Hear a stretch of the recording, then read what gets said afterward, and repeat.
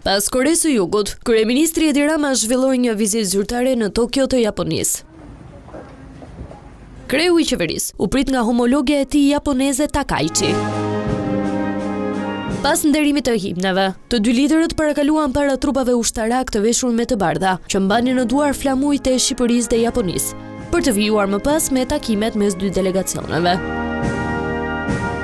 Në tryezën e përbashkët, kryeministria japoneze vuri theksin tek bashkëpunimi mes dy vendeve, si dhe mbështeti ambicien e Shqipërisë për të bërë pjesë e Bashkimit Evropian.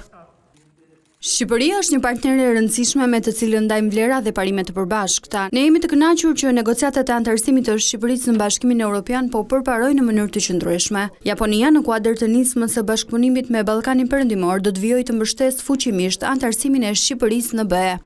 Shefi i qeverisë shqiptare kërkoi më tepër bashkëpunim mes dy vendeve, si dhe ftoi homologen e tij në samitin e ardhshëm të NATO-s, që do të mbahet në Tiranë. Marrëdhënia Japoni-Shqipëri është një marrëdhënie e cila është e bazuar tek vlerat dhe tek parimet e përbashkëta për botën në të cilën ne dëshirojmë të jetojmë.